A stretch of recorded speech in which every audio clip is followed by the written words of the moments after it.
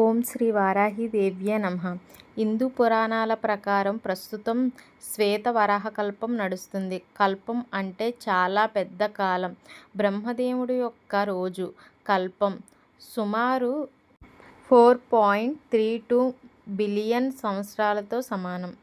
ప్రతి కల్పంలో విష్ణువు తన దశావతారాలలో ఒకటిగా భూమిని రక్షిస్తాడు. శ్వేత వరాహ అవతారం ప్రస్తుత కల్పంలో జరిగేది.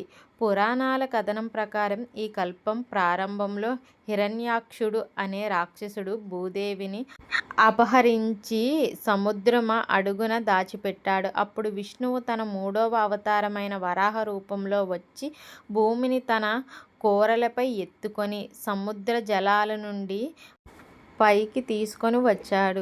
ఈ ప్రక్రియలో జగన్మాత శ్వేతవరాహి రూపంలో వచ్చి సహకరించింది. శ్వేతవరాహి వారాహి యొక్క ఒక్క రూపం.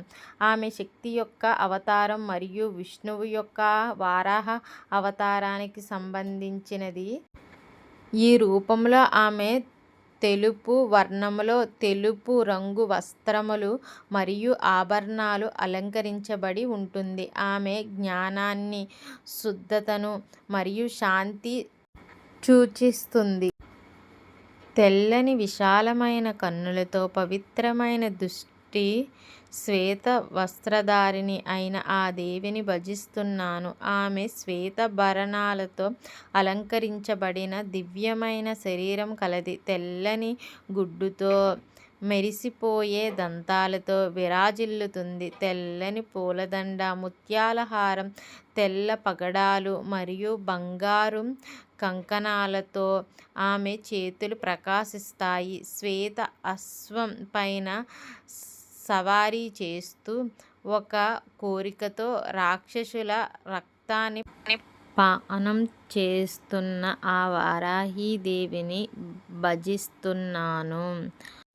అందుకే ప్రస్తుత కాలాన్ని శ్వేత వరాహ కల్పం అని పిలుస్తారు. కల్పంలో మనం జీవిస్తున్నాము కాబట్టి శ్వేత వరాహి వరాహ స్వామి ఆరాధన ప్రత్యేక ప్రాముఖ్యతను సంతరించుకుంటుంది. వీరి కృప వల్ల ధర్మం నెలకొని అధర్మం నిర్మూలమవుతుందని విశ్వాసం. కాబట్టి నవరాత్రులు సందర్భంగా శ్వేతవరాహి అమ్మవారిని విశేషంగా పూజిస్తాం.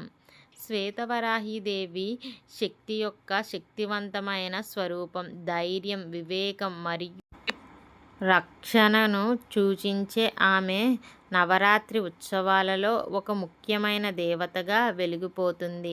ఆమె జీవితంలో దివ్యశక్తి మరియు జ్ఞానాన్ని అందించే దేవత అని భావిస్తారు. ఇది శ్వేత వారాహి అమ్మవారు కథ. ఈ కథను తెలుసుకోండి, మీరు కూడా చదువుకోండి, చాలా మంచిది. ఈ నవరాత్రుల్లో వారాహి అమ్మవారి గురించి తెలుసుకోవడం చాలా మంచిది. నేను ఏమైనా తప్పులు చెప్పుంటే మన్నించండి. మీరు కూడా చదువుకొని అమ్మవారి కృపా కటాక్షాలు మీపై ఉండేలాగా చూసుకోండి. అమ్మవారిని పూజించడం చాలా సులభతరం అండి. ఏమీ కష్టం కాదు. మనం మంచి మనసుతో అమ్మవారి పూజ చేస్తే మనల్ని పూజని సంపూర్ణంగా స్వీకరిస్తుంది. నిర్మలమైన మనసుతో అమ్మవారి పూజ చేసుకొని అందరము సంతోషిద్దాం. చాలా సింపుల్గా చేసుకుందాం. పెద్దలు చెప్పినవన్నీ పాటిస్తూ చక్కగా చేసుకుందాం. మూల మంత్రాల జోలికి వెళ్ళకండి. తప్పులు చదివితే అమ్మవారికి చాలా కోపం వస్తుంది. అందుకని వారాహి ద్వాదశ నామావళి ఉంటుంది, అది చదువుకొని అమ్మవారి నవరాత్రులు చేసుకోండి. అమ్మవారు పిలిచిన వెంటనే పలికే తల్లి వారాహి అమ్మవారి పూజలు చేసుకొని మన అందరం తరిద్దాం.